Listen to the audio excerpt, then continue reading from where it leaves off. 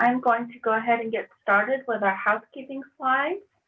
Again, good almost afternoon. My name is Krista Mosier, and I am with Train PD at TCAL, and I will be your host today. Heather Reynolds is our presenter, and I will introduce her a little bit more in a few minutes. Also with me, helping with hosting and co-hosting is Anne Marie Molinari Sanders and Deborah Hargrove. So they are here assisting as well. So our presenter this morning is Heather Reynolds. She holds a bachelor's degree in social work and a master's in counseling. She is a licensed professional counselor. In addition, Heather is certified in nutritional psychology and is near completion of becoming a functional medicine certified health coach. Currently, Heather works as a national behavioral health clinical trainer for a top Fortune 500 healthcare company, where she trains staff on a variety of mental health topics. So welcome, Heather. We are so excited to have you here with us, and I will let her take it. All right, thank you so much. Let me make sure, is my screen visible? So thank you guys so much for having me. I'm super excited to spend this time with you guys today. I love the fact that I get to spend some time with some of my favorite people, which are teachers. And so I'm very excited for the fact that I can recall when I was young, some of my teachers that made such a huge impact in my life and made such a difference. And so teachers are very near and dear to my heart. So I appreciate this time that I get to spend some time with you guys. So a couple of things I'm going to encourage you to do. One, I'm definitely going to make this super interactive. So we'll be putting some of our thoughts in the chat box. I'll be monitoring that as we go along. I'll also be doing Zoom annotation at one point. So when we get to that, you're going to be going to the top of your screen, finding that view options and clicking annotate. And so you have the ability to do it by text. You have the ability, if you're really good at drawing, you can do it with your mouse. And then also I'll be mixing in a poll there. My other encouragement to you guys is to have pen and paper handy to write down some of the things that we're going to be talking about as we go along as well. I think it'll be extraordinarily useful, because my hope is as we go through this, you guys are going to be able to take some very practical tips and maybe some different things that I say that are inspirational, that you might want to jot those things down so that you have them for the future. So with all of that, let's get started. I recall, I don't know if anybody else recalls, I'm going to date myself for just a moment. When I was 5 years old, Hurricane Eloise, if you guys remember that hurricane, one of the most destructive cyclones, the 1975 season, obliterated the East Coast. Because of its magnitude, they actually retired Eloise from the list of names for active hurricanes. And I recall being little and hunkering down in the hallway while these tornadoes just ripped through Alabama. It drove so much devastation and so much damage through the area that I lived. So we incurred some damage, but it was pretty minor compared to the destruction that a lot of other people had experienced. So obviously made this huge impression on me. And what I recall is as we drove up and down the street, I saw homes torn apart. I saw trees that were knocked down. It was very devastating.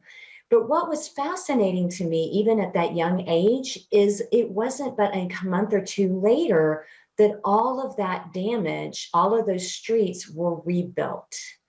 New Orleans was rebuilt after Katrina. If you drive through the streets in the neighborhoods of Houston, and Harvey has become a distant memory. This is how disaster is supposed to work. We see it coming, we prepare for it as best as we can, we get hit, we rebuild. So how do you handle a disaster that is still wreaking havoc, still inflicting pain, still not dissipating some 9+ months later? COVID in this year, just in general, the 5K that we anticipated that we were mentally set for, turns out it's been an ultra marathon and it's still not over. We're simply not used to this. And what we have all experienced collectively is something the likes that none of us have ever experienced in our particular lifetimes. So we saw it coming. We prepared as best we could. We've been hit, but we cannot fully rebuild. We can't move past something when it is still storming in our country. So with that, then, part of what is super important for us to understand that as we go through what we're going through is that 2020 is requiring something we're not used to dealing with. And so because of that, there's going to be a level of resistance to something that this year has required, and that is adaptation. That is change. And so with that, understand that we are going to have a level of resistance that's already built in.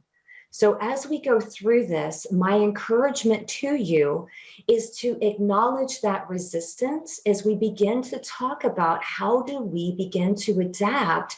How can we move forward when we're still dealing with all the craziness of 2020?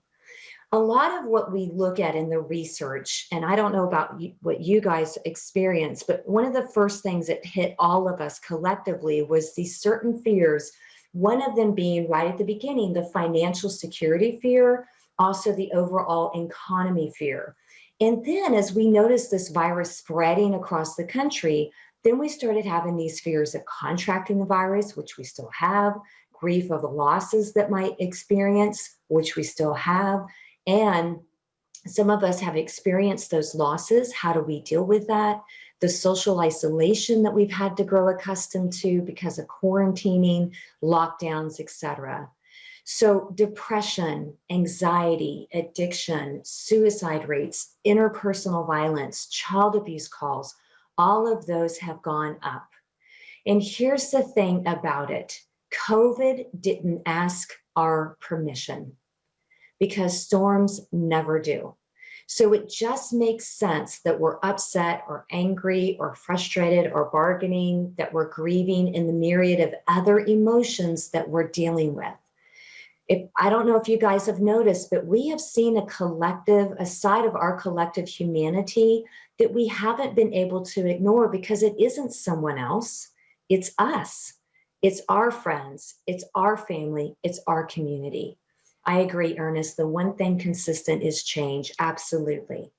And so because of that adaptation, I would encourage you as we get started here with this good self-care plan, is that when that resistance comes up, just understand it's normal. It's normal to acknowledge that so that that way we can begin to work to overcome that and press forward. All right, I'm going to get you guys in the chat box if you're ready. I have a two-part engagement question for you. So I want to begin to talk about your own professional demands. So pre-COVID, if you guys would in the chat box, let me know what were your professional demands that you were already dealing with on a regular basis? What are some of the professional demands that you're used to dealing with just on a regular basis pre-COVID? Deadlines, absolutely. What else do you guys deal with on a regular basis? Time management, retaining students, meeting program goals, needs of students, scheduling, face-to-face, managing the team, customer service, meetings, pressure, not enough time, budget, fantastic, lesson planning. Yeah, just this stuff from Margie, just the life in general. And how do you balance that with work? Absolutely. Accounting, training, lesson planning, PD webinars, tenants, fantastic. So let me ask you guys, what has COVID added? What has COVID added to the plate that you weren't dealing with before? Homeschooling, exclamation point. Delays, technology, excessive PD, a new beginning, new technology to deal with. Takes longer to do everything. Connections issues, yes. Lots and lots of tech issues on there. Right, having to figure yourself, exactly. Technology, learning distance, the steep learning curve for that, Zoom, additional time, fantastic. Isolation, yes. Justifying work ethics, yes, absolutely. So part of what we're talking about today is certainly being able to utilize the tools that we're going to talk about for doing good self-care, because we need that balance. And you guys put many of those things in there where it can be a struggle between just pre-COVID, the struggle between life balance and work balance. And part of overall quality of life is also having a good professional quality of life. So there's a couple of things I'm going to put out here to you guys, and this isn't to be in the chat box. This is just for you. So take a moment and just think through these, and also you can jot them down on your piece of paper if you have it handy. So this is something just for you. So I want you to think about, when it comes to professional quality of life, what brings you happiness or satisfaction at work? Again, just keep that in your head or jot that down for yourself. My second question to you: how does your work align with your values? So think about what your values are, what's meaningful to you, and how does your work end up aligning to that? Again, you can just jot that down. And then my last question to think through is, what makes you feel successful in doing your job? So part of what you guys wrote down there is something that adds to what we call compassion satisfaction. So we're still talking about our professional lives right now. Compassion satisfaction is the stuff that's the good stuff. It's the things that bring us pleasure, that we derive from being able to do our job. It's probably the different things that you guys wrote down. Perhaps you thought about helping others, or the ability to contribute to the education system, or students making progress, or the greater good that you do every single day and the impact that you make on other people. So all of those wonderful things that you wrote down bring that compassion satisfaction. And the reason we say compassion is because we're in the helping profession. We are helpers and we help other people. Now, there's also this pesky little thing called compassion fatigue, and those are the parts that we don't like. These are the things that can be that drag, that fatigue us, that make us tired and ready to call it a day kind of a feeling. It's brought on by those negative aspects, just being a helper in a helping system. So some of the logistics that you guys put down, you put so many things in there: the lesson plans, the grading, how do I present my material, this system, my IT is not working, I've got this learning curve to figure it out, the inefficiencies, the policies that are limiting. Sometimes it's work with the colleagues we're working with. Sometimes it's working with the students that might frustrate us a little bit. And sometimes it's the beliefs we have at our core about us. I'm not making a difference. I can't perform the duties of this job. That is the script sometimes that gets stuck. And we're going to talk about more of that as we go. So the key then in both of these is to understand that they're both there. There's going to be the positive, pleasant. There's going to be the negative, draining. And so it's balancing those things out, and it's mitigating the fatigue aspects of it. Because when we don't mitigate the fatigue aspects of it, it begins to go down a different trajectory and begins to move towards exhaustion and or burnout. And so COVID has added a new level of stress to all of our lives that we're having to mitigate even more of the stress that comes with that. So a couple of the things that are super key. So let's kind of get into a little bit when we start talking about self-care here. So the truth is that when we talk about stress, not all stress is bad. In fact, we actually need stress in the short term because it helps us to learn to cope. It helps us to learn how to build resilience. It helps us to learn to bounce back and strengthen ourselves. Now, having said that, long-term stress is a whole nother matter altogether. But what researchers have discovered is that the circumstances don't have to change for us to be able to push through stressful times in a healthy, proactive way. So there's a couple of keys to this that I want to bring up.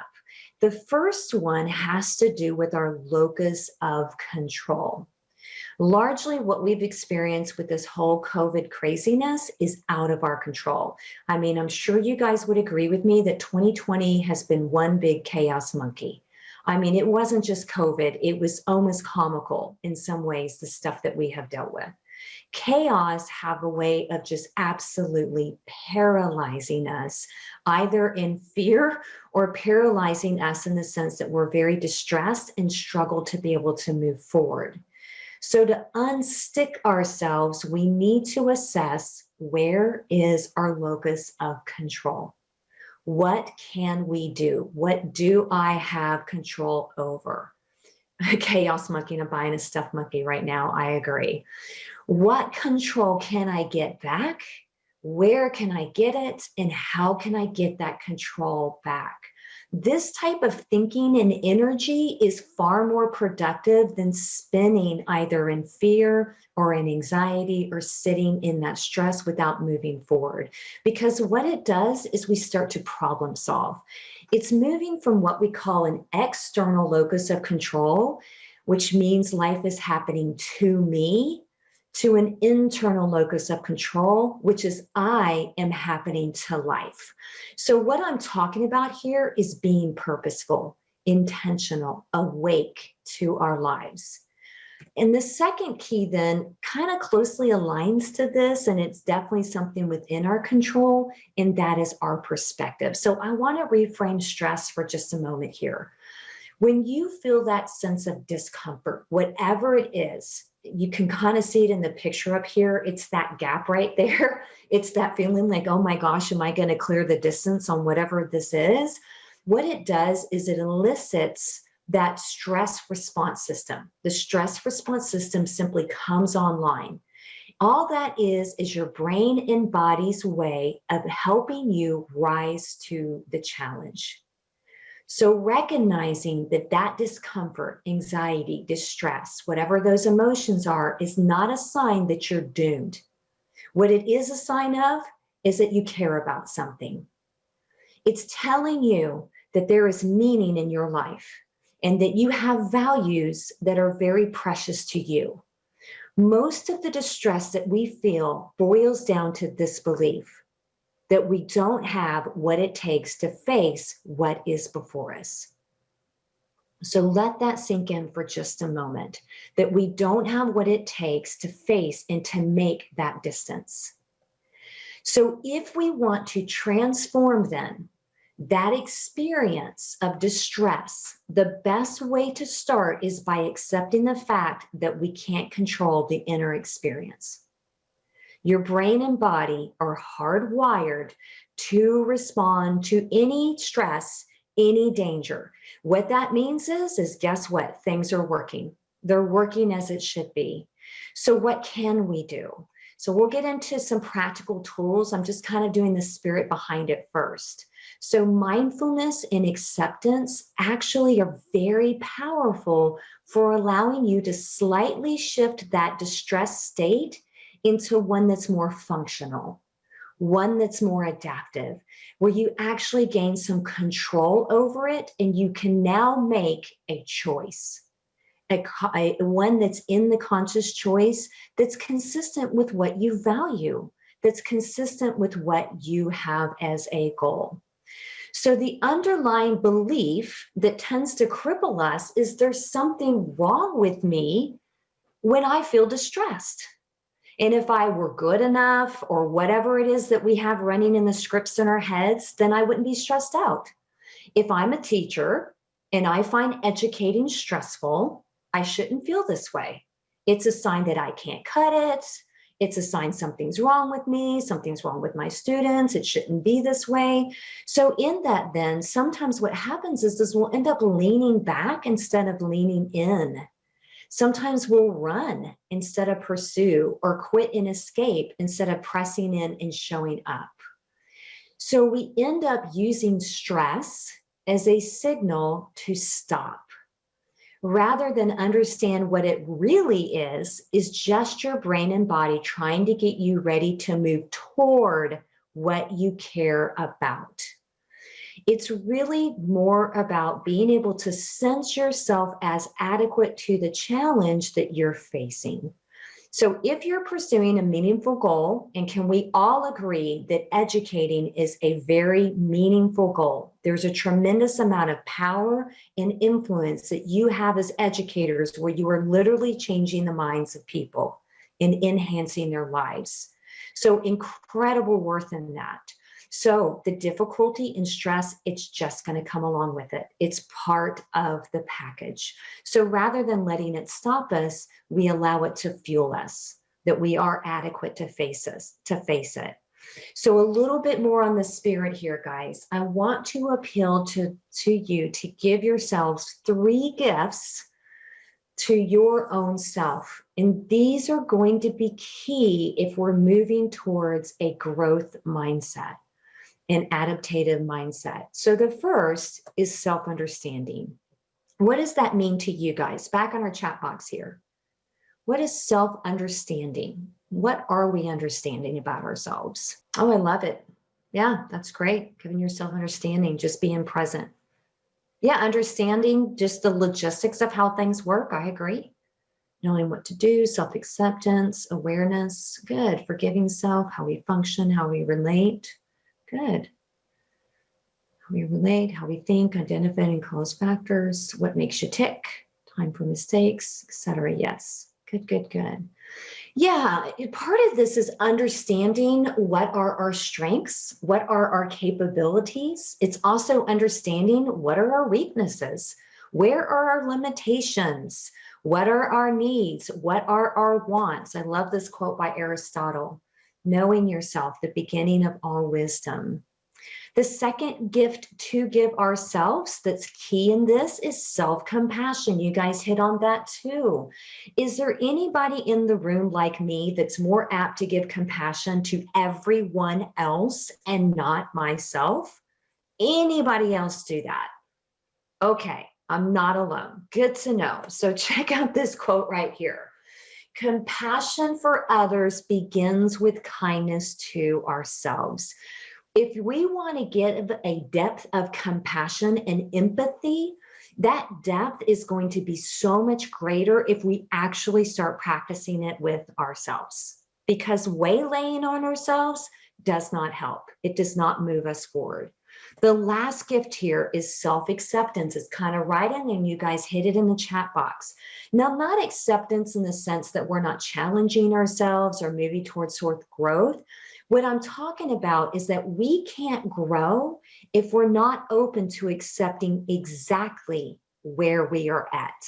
So we have to take time to check in with our heart, with our mind, with our body. I love this quote. No amount of self-improvement can make up for any lack of self-acceptance. Let me read that again. No amount of self-improvement can make up for a lack of self-acceptance. Super, super key to that. All right, let me ask you the next question. So my engagement question, what are some barriers to self-care? What are the barriers that either we are experiencing or we hear the students experiencing that we're trying to help? All right, so I've got some drawing up there. Brave soul, Lavana. You guys are teachers. I'm expecting some really good handwriting. Not so with the mouse, right? So not thinking, not having time, many responsibilities. No problem, Margie. You can use the chat box. Not having a support system, overthinking. I love it. Time. Yes. Not acknowledging, giving permission to self-care. Love that. Unsure a priority list. Oh, I'm going to talk about the perfectionist, Tammy. Yes. Time all big. I'm with you guys. You got it. All right. So you can stop annotating if you're finished up there. So if you'll do me a favor there, Krista, and wipe that clean for me. So a couple of things I want to add in here that you guys have kind of hit on. And let me add a couple of other ones. Perfection was listed. Now, let me say this to you, okay? Because I know some of us have this badge like it's something to boast about that we're a perfectionist, but it's actually not something to boast about because there are no perfectionists. There are imperfectionists. Perfection is an illusion, if not bordering on delusion, because to think that we're not going to make mistakes is something that is not, it just isn't even logical. It doesn't happen. And here's the amazing thing with this. Every single misstep, every single quote fail is instruction. So part of what we can do is shift our language. I'm going to give you guys a couple of language shifts here. So all my English focused teachers are going to love the language stuff here. Shift from I am failing to I am learning. Because many times when I make a mistake, I'm like, oh my gosh, I'm making a mistake, I'm making a mistake, I'm failing, I'm failing, I'm failing, which quickly goes to I'm a failure, I'm a failure, I'm a failure. And I try to stop that in the tracks and say, I'm learning and I'm a learner. So think about the students that you take care of at the beginning of the year and they're really struggling with that subject matter. You would never tell them that they're a failure or that they're failing in that sense. You certainly would ask them if they would be open to accepting your feedback. They take it in, they make some tweaks. They're a very different person and very different in their skill level by the end of that year. But somehow we struggle to take that in for ourselves and give ourselves that same grace. Here's the second one. All right, guys, the tyranny of the shoulds. This is a biggie. Have you guys ever caught yourself shoulding all over yourself or shoulding all over other people? I love that. When someone said that, how much are we shoulding all over ourselves or shoulding all over people? That's a great way to put it. Because this is that inner critic that's demanding the impossible perfection that we can't do and no one else can achieve either. So what I have is a should jar. And what I've done is every time I catch myself letting should come out of my mouth or inside, what I end up doing is I will actually put that proverbial quarter into that should jar. So let me give you a shift in what's different. So should a lot of times bring shame. And a lot of times I can feel when I'm internally shoulding because of the shame that comes. And what happens is I get into a shame cycle. And so I have to stop myself. I'll give myself a little time for that. But then I have to stop myself and I shift my language to the word could. I could do this. I could have done this, or I could have done that. When you switch to that language, what that does is sets up different possibilities. Rather than should, I could. And now I can step back and be more objective in that and learn from my experience to take that forward. That is much more of a growth mindset. Krista, can you clear that off there for me? There is no sense in punishing your future for the mistakes of your past. Forgive yourself, grow from it, and then let it go. Give yourself permission. You are the only one that can give yourself permission to do that. All right, so why has self-care gotten such a bad rap? Well, because there's this big misunderstanding out there that it's just indulgence. Rather, it is necessity in the work that you do as caring, teaching professionals. Self-care is the strategy. So we're going to shift into the practical now in this the rest of our time together, that's used to maintain your sanity. Self-care is used to maintain your health, emotional health, physical health. And really what you're doing is you're viewing yourself as valuable, that you are worth protecting the precious resources that are limited, by the way, and that make up your life. So you're attending to your personal needs and your family needs and your emotional needs and your spiritual needs while attending to the needs and demands of others, those professional demands. Without it, again, we set up ourselves to risk fatigue, exhaustion, and burnout. So don't wait until your foot has gone through to exhaustion and professional burnout, do something about it now so that you don't get to that point then. So let's get into some practical tools here. So who doesn't want to be happier? What is amazing about these self-care tools that we're talking about here is they actually promote overall well-being, and they also promote greater happiness. So I'm going to be giving you 7 different categories here of tools that you can take and put in your toolbox and use them as you want. So whatever works for you. So let's get into our first tool here, and that is relationships. This is really foundational. People need connection. So let me ask you guys in the chat box, would everybody agree that it's been harder than ever this year to connect with people? I know that's a no-brainer question, but I just want to see all the collective yes, that we all pretty much agree collectively that absolutely that has been difficult. Yes, yes, yes, yes, yes. So let me ask you guys, there's something that I have noticed too. I've noticed that actually the quality of a lot of my relationships has actually improved in some ways because I have found newfound gratitude for what is there. Has anybody noticed that? Like, I remember going outdoors and walking, and all of a sudden I'm seeing neighbors, I'm making connections. It's like, as we're walking and just friendships that you have. It's harder, but it's amazing how some of them have actually improved in that quality, which is to the point of what research has found. The research has come back, and when it pertains to loneliness, self-isolation, lack of connection, it's actually a very bleak picture.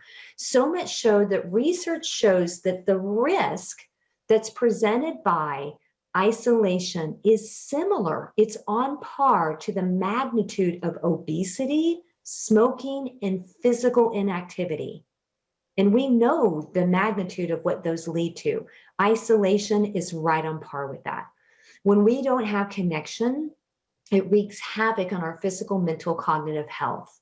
So here's what we have found in research. People who have one or more close friendships, relationships, are just happier.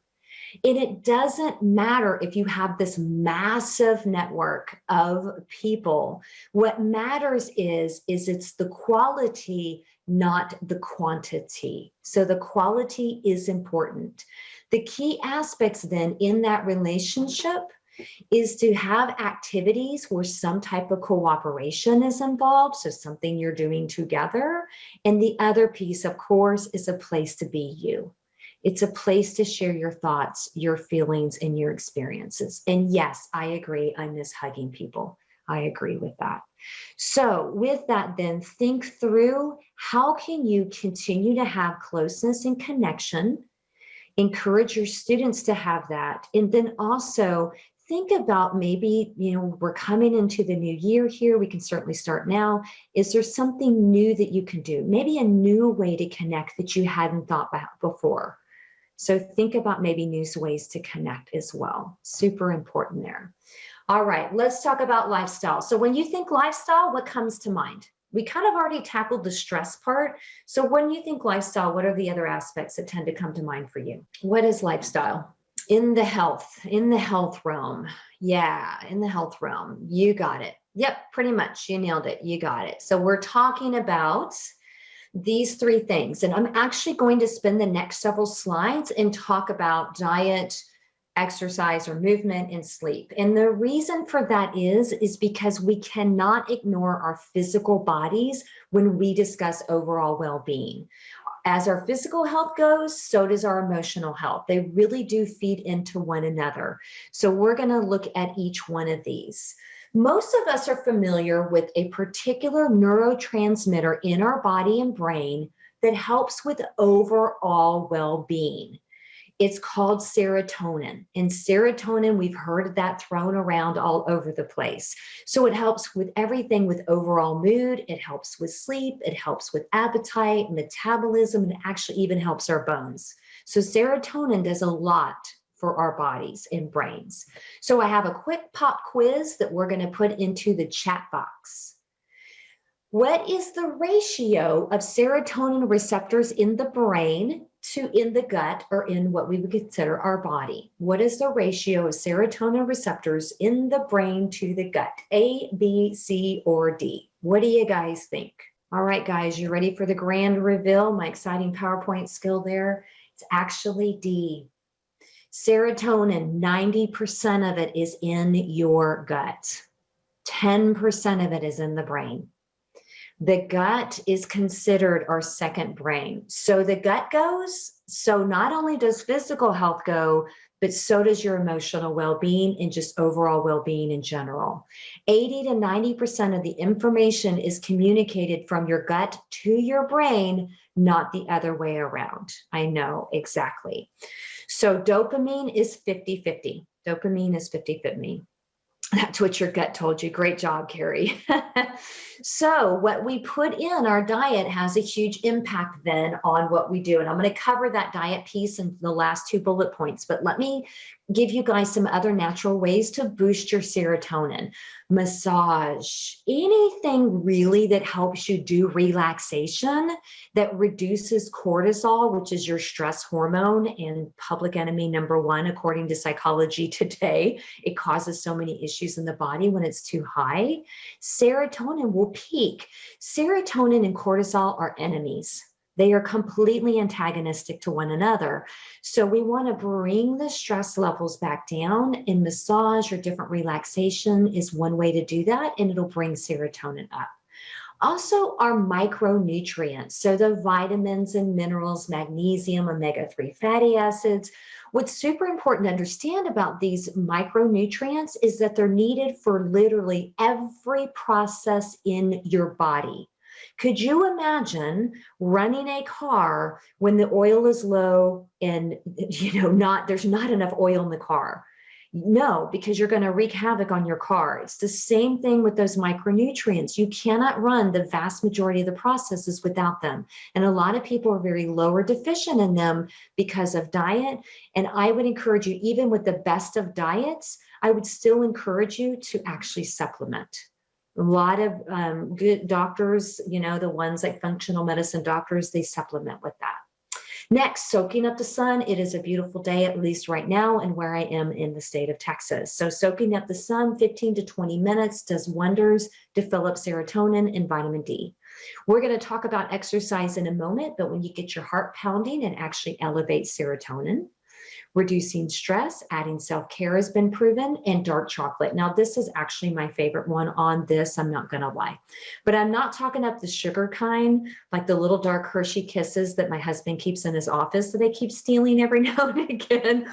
I'm talking about legitimate dark chocolate where you could even take something like cacao powder and just mix it in potentially, right, exactly, put it into maybe a shake or something like that. The last 2 are what we talk about when I talk about diet here. So you need to actually raise tryptophan levels. Now, when most people think of tryptophan, they think of turkey, and that's fine. Tryptophan is the precursor to serotonin. If you don't have tryptophan, you don't have serotonin. And you can't get tryptophan if you don't eat it. And that's the rub. We need to get it in the diet, meaning we need to increase our protein levels and have good, healthy protein levels. The last one right there has to do as well with reducing sugar intake. Now, when I talk about sugar, I'm certainly speaking about just the sugar that we're used to hearing about, like just straight table sugar or high fructose corn syrup, things like that. But what I'm also talking about as well is refined carbohydrates. So you guys can check that out. The problem is in that what my tips here and what we struggle in is that they've calculated about 80 to 85% of the grocery store has added sugar. And so you can actually check that label now. They just started this July of last year, where it's required for them to put if there's added sugar. So the issue isn't, am I reaching out for brownies or ice cream? The question is how much added sugar in the foods that I'm already getting am I getting, and I don't even realize I'm getting it? That's actually where most people are getting that added sugar, because we'll sit there and think, okay, I'll have a dessert every now and again, but like we're just getting so much of it just in a pack of ketchup alone. So it's like things like that. So just be mindful of that. So part of what can help with that, no matter what the diet is, and I don't tell anybody to pick a particular diet because it depends on you. Your body is unique. Find one that works for you. But all of them share something in common, and that is eat real food. Eat real food. So 5 ingredients and less, or whatever way you want to look at that. Avoiding the processed stuff most of the time. And so with that, I would also say that there's so many ways now that you can have websites and recipes. There's so many things out there where you can find things for clean eating, and also for the next one, which is swapping out certain things for other things. We are really blessed in this time frame where we have the ability to use and find so many things where the nutrition industry has realized we want to switch some things out. So cauliflower is readily available now to switch out instead of flour. You've got different things like fruit that you can choose instead of other sweet things. We've got stevia. So we have so many things out there now that we can make those swaps fairly easily. The next thing too would just be eating those regular meals. So making sure that you're eating consistently, packed with protein and healthy fats, and lots and lots and lots and lots of veggies to get those micronutrients. If you do carbohydrates, stick to the whole carbs, the ones that are more complex.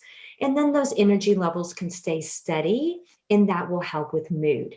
Because a lot of times, if anybody's ever been hangry, you know what I'm talking about. We will get on this roller coaster ride throughout the day of energy, and our mood will go up and down, and we can actually wear out that machinery by doing. Also would be to hydrate. Sometimes we're actually dehydrated when we think we're hungry. Apparently 75% of us are like chronically dehydrated. So everybody reach over for your water and take a sip right now. All right, back in the chat box, guys, if you're ready, what do you do that you enjoy that gets you moving? What do you do that you enjoy that gets you moving? All right, I got some walking, I've got some yoga, I've got some dance, gardening, walking. Love it, love it, love it. I love that you're not just sitting there saying it has to be some big exercise routine. Yes, weightlifting, I enjoy that. Zumba. Oh, if I were coordinated, I would do Zumba. Maybe that's what my New Year goal is going to be. I'm going to join Zumba this year. Just get out of my comfort zone. Mowing the lawn. Yes. Yes, yes, yes. I love mowing the lawn. You got it. Taking your puppy for a walk. You got it. Yes. So here's the thing about exercise. We know that it's amazing for physical health. What we are realizing, it's also incredible for emotional health as well. And there's a lot of research that's out there. And to be honest with you, it's a wee bit of a mystery because there's a lot of mechanisms that are at play that we don't quite know all of the ones and what's happening. So let me give you a quick list of what we know for sure, and it's certainly more than this. What we know is that people who get movement in regularly, some type of exercise that gets that heart rate up, have fewer symptoms of depression and anxiety than those that don't, because of the way that it works in the brain of leveling out, boosting and leveling out those neurotransmitters. Also, and by the way, research has shown that for mild to moderate depression, exercise is as effective as an antidepressant for mild to moderate depression. It's also incredibly effective for anxiety. When you exercise, the second one there, your body will release dopamine, which helps with motivation, and also endorphins. Endorphins help and trigger feelings of euphoria, overall well-being, and they're endogenous morphine. It's an opiate in the body that suppresses pain, both physical and emotional. There's also, has anybody ever heard of that third bullet point there, BDNF? If you have, I'm going to be amazed. Not a lot of people have heard of BDNF. All right, so let me tell you about, I love teaching new things. This is a very powerful protein. It's circulating in your brain. Scientists took a petri dish and they put brain cells in it and they sprinkled BDNF on it, the protein in our brain, and the brain cells grew new branches. Hence why it is called miracle grow for the brain. So this is what it does. It creates neuroplasticity. What does that mean? It means your brain can wire and rewire. It means you learn new coping skills. An old dog can learn new tricks. It slows down brain aging. It heals your brain. It helps you sleep better, and it helps you lose weight. Higher levels of BDNF as well are associated with positive mood. So people that are low in BDNF, you see a lot of depression, a lot of other mental health disorders, and guess what you see a lot of? Alzheimer's, dementia, cognitive decline. BDNF is very, very important. You can't buy a bottle. I wish you could. It's not a supplement. So ways to boost BDNF. Well, look at what we're talking about, exercise. Just 20 to 40 minutes of aerobic exercise, so just getting your heart rate elevated, 20 to 40 minutes increases BDNF in the blood by 32%. It's one of the most effective ways to support heavy levels in your brain. So is deep sleep. So is that good diet I talked about. So is de-stressing. So the point is, as well in this, I know you're kidding, but I would agree with you. I want a bottle as well. So the key to all of this is just get moving. Just get moving. Cardio, strength training, Zumba, chores, taking the stairs, parking further away. All of it helps with good mood. So just some tips here. If you don't enjoy the activity, you're not going to probably stick with it. So why torture yourself? Find something that you enjoy. Find something you enjoy. Even just dancing around the house with nobody watching, you can burn a ton of calories doing that right there. Also, get with a friend if that helps. If you don't know how, give yourself time to learn and to grow in that skill. Get help with that. There's so many tools out there and free resources online. If you have childcare responsibilities, a lot of the gyms offer childcare, or have the kids be a part of the routine. Pop them in a stroller, go out for a walk. If your kiddos are furry, I guess you don't take cats for walks, but if your kids are furry dogs, getting your dogs out there for a walk, things like that. Basically rethink movement, rethink exercise, because even roughhousing and playing around and mowing and all those different things are a part of movement. Oh, they go on walks with you around the house. I love it. Also, when it comes to struggling to commit or having the time for that, that's okay. What research has found is you don't have to do an hour-long one. You can actually do it in pockets of time, like 10 minutes, or 15 minutes, 15 minutes. And it's literally just as effective as if you took the full time to do it. So set your goals, make it small, find something you can do, you can enjoy, and push forward into that. All right, how many of hours of sleep do you get on average? Now, I'm not talking about what you get on the weekend, guys.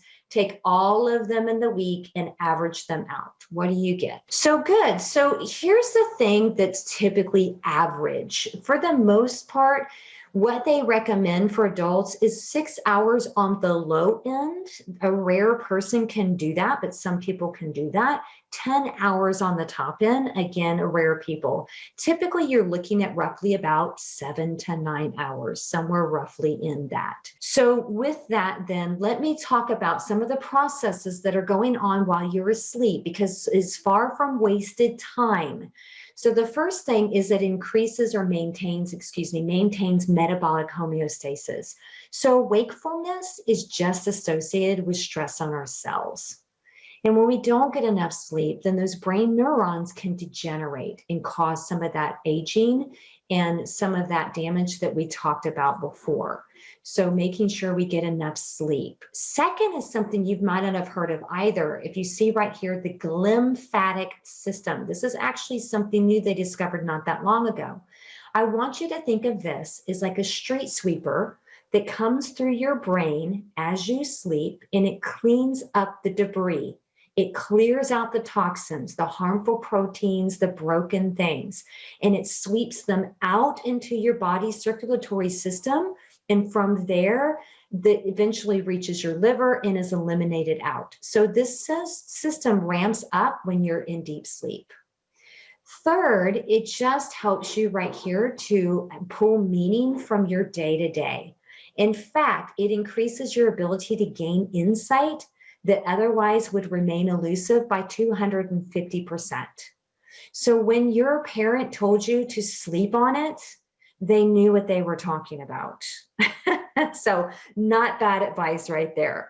When it comes to memory, during sleep, a part of your brain called the hippocampus is busy stabilizing, enhancing, and integrating those memories. So very important for memory as well. And then the last thing, super important, is that your whole body is really an array of body clocks. Every cell in your body has a clock and it regulates everything. So when we upset our circadian rhythm because we're not getting enough sleep, it actually cascades throughout the entire system. All of the different processes can get impacted, from blood pressure to hunger to blood sugar to inflammation, all sorts of stuff. So bottom line, sleep is extremely important and it's an active part of your day. You aren't hibernating, you're actually restoring, you're healing your body, you're healing your brain and your mind. So think of it as a big reset button. All right, so just some quick tips, guys. First, making sure that that environment, you guys can look up sleep hygiene, so I'm just going to be quick in this. But there's a lot of things that research has shown to be helpful. Having that room super dark, so getting rid of artificial light because it mimics natural light and it messes up melatonin, keeps you from sleep. So get that dark room as much as you can. Figure out what noise level works for you. Some people want it completely silent and some people like white noise. So it's more the consistency, if there is sound, than something that's inconsistent can actually disrupt.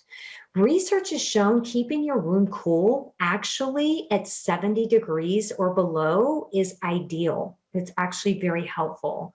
And then there's some things research has shown, like lavender, amazing to help with sleep. And they're showing this more and more. Also, that mattress, that pillow, making sure it's comfortable, checking out what you like to make sure it's the right fit for you. And think about decluttering. Now, right now, it might be difficult because maybe your office ended up in your bedroom because of COVID. But as much as you can declutter it and not make it your gym or your office or things like that and associate it with sleep, the better. So real quick in the chat box, is there anything that you guys do as a nighttime routine that you found to be super helpful that we can all glean from your tips as well? Heather, there was a question from Paula Bauer about the sleep hours. Oh, the average, what the average is recommended? Yes. 7 to 9. Yeah, thank you for catching that. Sorry about that, Paula. 7 to 9. Some people can get away with 6, some people can get away with 10, but they're rare. Fantastic. So diffuser, fantastic. Melatonin, okay. So yeah, so part of it is just have that nighttime routine, distressing, relaxing. Epsom salt bath is amazing because it's got magnesium. It'll knock you out. One of the things too that they've talked about is those electronics. So making sure we get rid of that light, it can mess up melatonin. So now all of our devices allow us to cut the blue light and to switch that at night. So I would encourage you to do that. I put on glasses. I bought cheap glasses, they're like 20 bucks. And I put them on as soon as work is over and I have them on for the rest of the night. And it just cuts that blue light. Very, very easy to do. Fantastic. Good. I'm glad you got that as well. And if you have a sleep disorder, it's time to see a doctor. Make sure that you get help for that. All right. So moving out of lifestyle, moving into something called flow. So let me ask you guys, have you ever felt so completely immersed in an activity? Good question about the night lights. That is also iffy. A lot of times they encourage the dark. Now, if you've got kids, I mean, I wouldn't die up on that hill. Kids have the ability to sleep through things in a way that adults struggle. So I wouldn't die up on that hill if it's kiddo. But for adults, as much as you can, to have that darkness in the room at least, to do that. Great question. So if you've ever felt yourself so completely immersed in an activity, you might have experienced something called flow. This is what psychologists call it. Some people call it being in the zone. So it's when you're so involved in something that it's a bit of a challenge, a little bit of a challenge, but suited to your strength and skill level. And you're literally living in the moment. utterly absorbed in that activity. Has anybody ever experienced that? And if you have, what does it feel like to you? What happens when you're in flow or in the zone? There's different words for it. What happens? What goes on for you? Gratifying, fun, love it. You guys are putting some of the things that get you there. Absolute concentration, gratification. I love it. Any other things in the groove, feeling high? Yes. Yes, relax, some sense, peaceful. Love it, love it, love it, guys. You are right on with what research has said is happening for you. For me, a lot of times, praying does that loss of time. I was just about to say that. Yep, it's like all of a sudden 3 hours is gone and I go, oh my gosh, where did the time go? Exactly. So some people, you guys even listed some things that do it for you. For some people, it's something like a sport. Some people, it's a hobby. Some people, it's a creative endeavor or something like that. But research has shown you have a more positive affect, you perform better, and you're happier. So this is one of those tools you want to put in your toolbox for self-care that you're just going to find satisfying and enjoying. So any activity that you enjoy, you're passionate about it, there's an element of challenge and just stretches you just a bit, that will get you into a place of being in flow. Fantastic. Love it, guys. All right. So let me ask you again, when you think of spiritual engagement, what comes to mind for you? Let's use annotation for this. Let's use annotation if you can. If you can't, that's fine. You can use chat, but let's annotate for this one. What is spiritual engagement? What comes to mind for you? All right, I've got worshiping God. What about the rest of you guys? Praying. You guys are so brave, the ones who are writing that out. Praying, connecting with nature, conversation with Creator, praying, reading, fantastic, peace, prayer, reading, devotionals, some type of a spiritual engagement practice for you. Meditating, music, silence. Yes, isn't that beautiful thing? Silence. Self-awareness, fantastic. I love it. So you guys can keep going. So here's the things that we have found. Studies have demonstrated clearly a very close link between some type of spiritual engagement or religious practice and happiness. But notice all of the variance that comes with that. Everybody has different ways that they connect to something outside of themselves or tapping into a certain place in themselves that really helps them give meaning and purpose to their lives.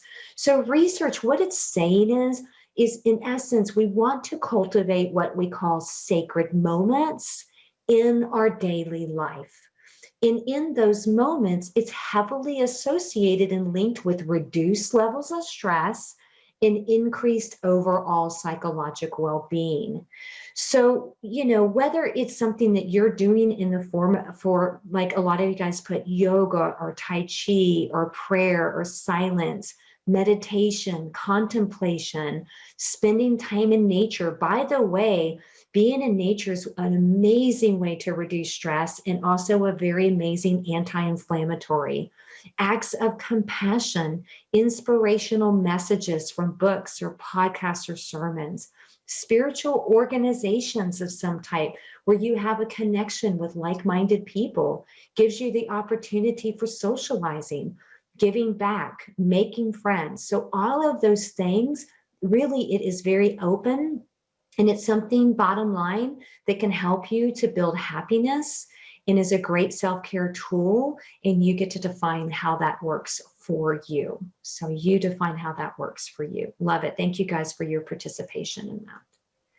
All right, let's talk mindfulness. Oh my gosh, this can be such a struggle for me. So mindfulness, a lot of times I'm so in my head, either in the future or in the past, but not necessarily in the moment.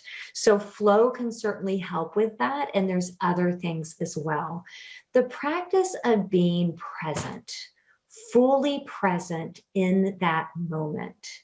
So it's noticing thoughts and letting them go without judgment. noticing, being self-aware without judgment. This is a really good practice in general because we're going to talk about growth mindset in a moment. And it's difficult to have growth mindset if you're not self-aware. And so when you begin to kind of tune into things and all of a sudden you see it everywhere, you notice it here and there, those are things you want to take note of, because then you can begin to look at them and again, not judge them, but just notice them.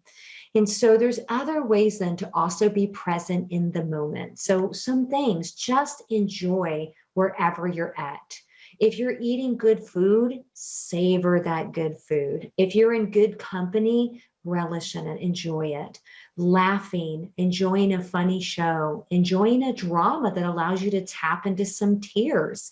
So watching something that allows you to tap into that. When you're exercising, do it without judgment. So sometimes we just have to stop and appreciate the fact that we showed up and that we're doing it, that we're doing something for ourselves. So rather than being bummed out that we're not reaching some new PR, is to stop judging and just be there. This is something I struggle with as well, is just to be there and give myself a pat on the back. And even if, yes, self-love, and even if I don't get everything I wanted to do that day, to just give myself a girl and say, Heather, you showed up. This is great. You were here. So doing different things like that. Again, shifting that self-talk. Also, relish when you treat yourself and do that, do that on a regular basis. Again, it's not about self-indulgence. It's about keeping your sanity. It's about keeping your health and really, really keeping and treating those resources that you have as very precious. So when you travel, oh, good, Tasha, I'm glad. When you travel, and it's like, wait a minute, none of us are getting to travel, so I get that. But if you even just get out in the car and just go for a drive, be present in that. Or if you travel and you're in a Zoom call with someone, be present in that moment. Leave everything behind. Some people like the practice of turning off the cell phone, stopping social media, things like that. So being present and leaving the rest behind. Leaving work at work is what I'm trying to tell you. Also, just getting outside. I've mentioned this before. So what I like to do when I'm outside, like we talked about mowing, I actually, yes, I protect my toes, but I actually do it bare feet because I like to actually walk in the grass, and it's just so grounding for me. When I'm out walking, or when you're out walking, I love podcasts. And sometimes I'm like, Heather, turn off the learning, turn off the podcast, and just listen. So listening for nature, listening for the birds, feeling the temperature, things like that, carrying sticks, carrying leaves, different things like that, just so that you're noticing your surroundings. Stopping and looking around can be amazing. I love this one. When you're listening to music, tune into that. So things like, for instance, yeah, it's a lot easier too, working from home, to get more opportunities to get out in nature.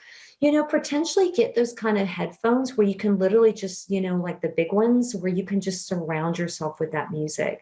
And if you're dancing at the same time, bingo, you just hit your exercise all at the same time. But really, really sinking into that music is amazing. So when you are journaling, don't hold back.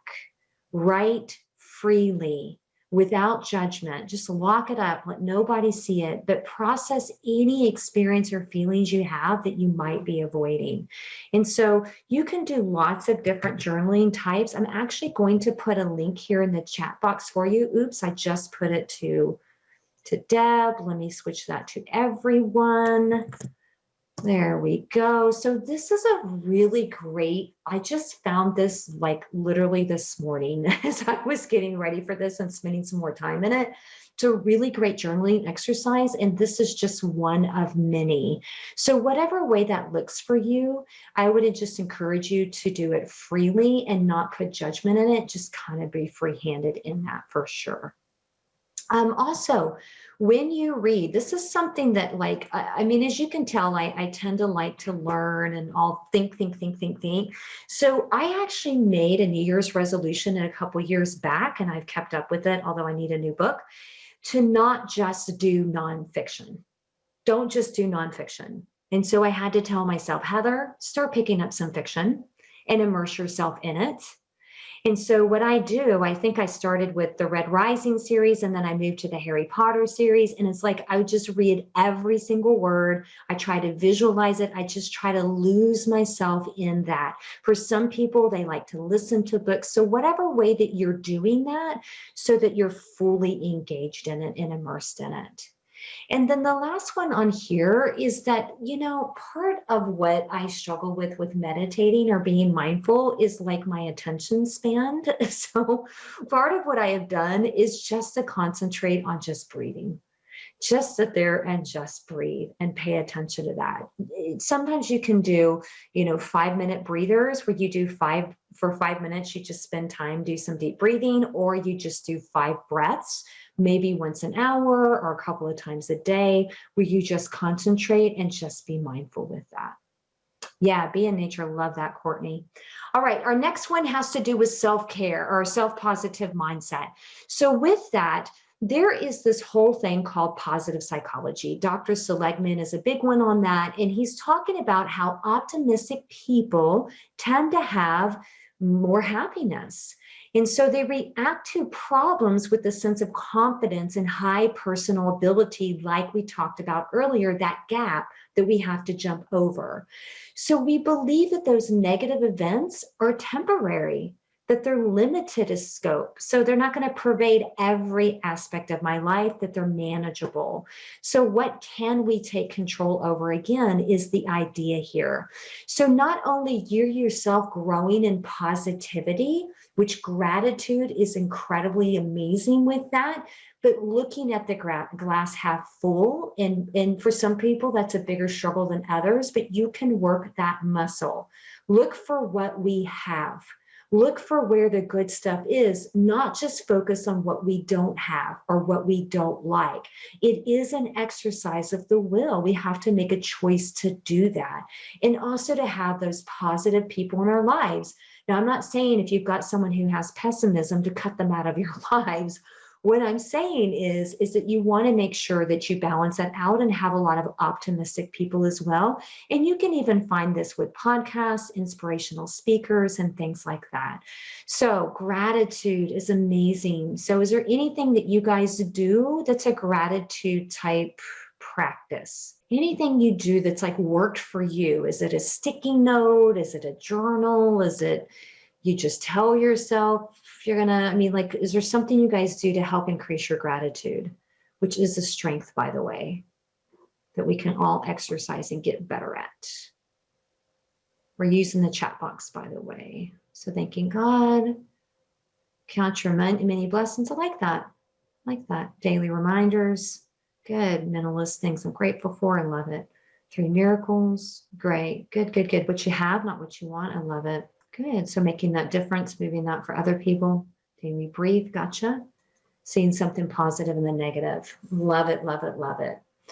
So part of a strength, gratitude is actually a strength. And I'm going to put this into the chat box here. If I spell it right, I better spell it right. I'm literally in the midst of teachers and oh my gosh, I've got to make sure I spell this right. So you can look up viacharacter.org. So, or you can just Google VIA character strengths. Now what this is, VIA stands for virtues in action. It is actually a questionnaire. It takes about 15 or 20 minutes. And what it does is identifies your top 24 character strengths. And so the top handful of those are kind of those core ones that you probably exercise all of the time.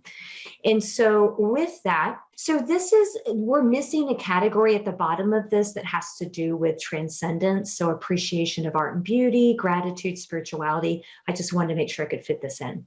So this is based on the work of positive psychology. And what we find is that the happiest people, or some happy people, are those that have discovered their unique strengths. So for instance, if it's teamwork, that's incredibly helpful to have, or if it's kindness, or you realize you have a zest for life, or you have a student who has a love of learning, boy, don't we love those. That is a strength. So all of these 24 are all strengths. None of them are weaknesses. So for me, gratitude was kind of low in my list. Certain ones were high, gratitude was lower. So what I started doing is I wanted to build my gratitude strength. So you're able not only to build your strengths by just beginning to pay attention to them, finding steps and way to boost those things, but the other thing you can do for people is you can become a strength spotter.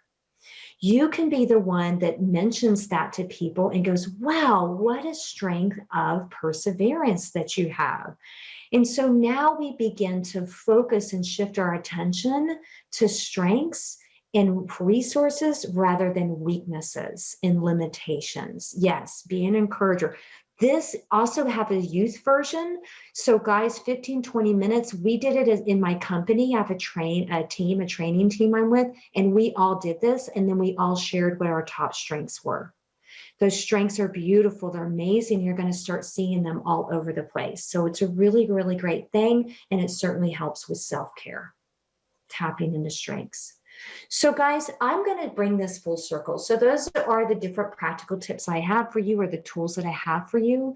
So let me bring this back full circle, because all of the tips require a very key ingredient. Yes, you are natural strength spotters. I love it. Great job saying there, Suzanne.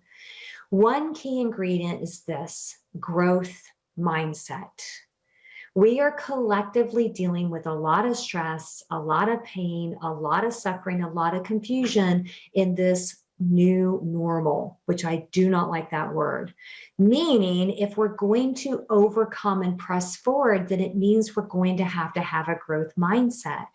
We are always choosing a mindset, whether it's optimistic or pessimistic, or whether it's growth mindset or fixed mindset. We're always choosing. The question is, which one are you going to choose? So let me ask you in the chat box, how can you guys tell when your student has a growth mindset? What do you tend to see when you have students that have growth mindset? Love it, Kelly. Yes, look for strengths instead of flaws. I agree. And yourself as well.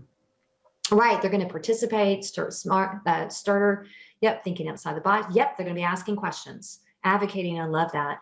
Consistently reaching out, asking questions. You got it. Yeah, you got it. Not afraid to ask questions, volunteering, even if they're not sure, listening. Love it. Yes, seeking out. Exactly. So that's what we want to have, and think about how we can do that in our own lives in general. So here's the difference between the two. So on the right, fixed mindset thinks I'm either good at it or I'm not.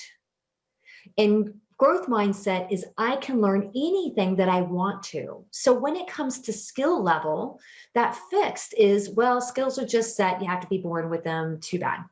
Whereas growth is like, no, they come from hard work. We can always improve them and try to do something new that maybe we've never done before, even if we're not really that great at it. On the right, when I'm frustrated, I'm just going to give up. Because fixed mindset believes that's something to be avoided. What if it reveals my weakness, or that I'm not good at this, or I don't have the skills? So a lot of times we face those challenges and we give up. Versus the green over there, when I'm frustrated, I persevere. So growth mindset embraces those things. It sees the challenges as opportunity to grow. Again, I'm not failing, I'm learning. I'm a learner. So it's persistent. On the right, I don't like to be challenged. Where on the left, I want to challenge myself. Even if it's not comfortable, I want to challenge myself. Oh, I love it. Not everything is black and white. You got it. Totally agree with that. So let me ask you guys, when it comes to feedback, be ready in the chat box. What does a fixed mindset say or do with feedback? What does a fixed mindset do when it gets feedback? How does it view it? It'll deflect it. What else? Ignores it, feels attacked, takes it personally. You got it. Gets defensive. Right. Guys, I'm just going to be open and honest with you. We all struggle with this in different ways. It just depends on what people are touching on. So when we have that reaction and we feel that angst, like we want to deflect, defend, become defensive, throw up our guard, that's a great moment to take a breath and stop for just one moment and reflect on that and think through that, because that means there's something in there that's struggle, that's a challenge. And so so when we have that, it may not be easy to not react to that in the moment, but hopefully we get better at actually taking the time to respond rather than react. And if we do react, that's okay. Again, learn from that. And the next time that comes around, begin to respond, because life gives us feedback all of the time. The question is are we listening to it? And are we able to accept it no matter where it's coming from, see it as useful? Because that's growth mindset. We take it, we look at it, we learn from it, we see what's useful. If something's not, that's fine. And then we can identify places of how we want to work. Over on the right, when I fail, I'm no good, versus when I fail, I learn. Also, when on the right, this is interesting. People with a fixed mindset want to know, tell me I'm smart, versus a growth mindset that says, tell me that I'm trying hard, that you see the effort rather than just being smart. So the last thing on the right, if you succeed, I feel threatened, versus if you succeed, I feel inspired. So all of that helps to have a more growth mindset in there. So when we have those setbacks, we basically take that locus of control. Rather than get discouraged, we go ahead and press forward and move forward. So last slide here on this. So how do we develop it? Part of this is to have a new belief. I talked about this earlier in those keys. So a new belief in yourself. Again, learn your skills, learn your strengths, learn your abilities, learn what your capacity is for positive change in your life, and begin to understand that you can certainly make those changes. Again, viewing that failure in a different light. So part of it is seeing I do have room for improvement, and that's fine. That may always be. So am I an expert yet? No, not yet. But I say that, just not yet. I'm still moving towards that end. The fact that you made a mistake meant that you were trying to begin with. You were trying to begin with. So honor that for yourself. And you're already ahead then of those who refuse to try it all. Cultivating that self-awareness. So being aware, gathering feedback, being curious, commit to being a lifelong learner. Try to adopt that attitude of looking at the world with amazement and wonder, and asking those questions and listening for those for sure. And then also welcome those challenges. One of the things my grandma used to tell me, and don't grandmas have the best wisdom, anything worth having is worth working for. Anything worth having is worth working and fighting for. Yes, I love that, Diane, in the chat box. Great stuff. Love it. So get cozy with challenges. Because what that means is if you're going to accomplish something, you're going to have those challenges and you're going to potentially face some of those setbacks. Be prepared for that and to push through that. The next thing, do what you love and love what you do. It's a whole lot easier to succeed when we're passionate about what we're doing. This is why I asked you guys, what fuels you? So lean into those things, remember those things, cultivating love for what you do, focus on what you love and developing a passion. Next would be tenacious. So it takes a lot of hard work. So weathering those obstacles and getting back up. And last in this would be inspire and be inspired as well. So when you succeed, turn around, not only embrace the success of other people, but be an inspiration as well to other people. So our last slide here, guys, be kinder to yourself and then let your kindness flood the world. Love, love, love that statement. Yes, I love everything about growth mindset. Well, that brings us to a close here, guys. I hope that helped give you some tools, some things.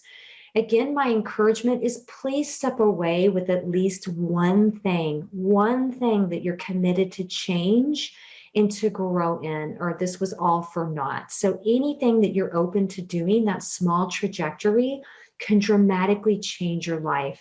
You don't have to do it 100%. Literally 10% is good.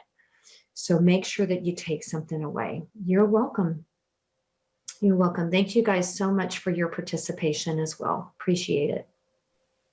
You guys were wonderful, made this an absolute joy. Heather, this was fantastic. It was exactly what I was hoping for. Thank you so, so very much. Absolutely. Great job, Heather. Thank you.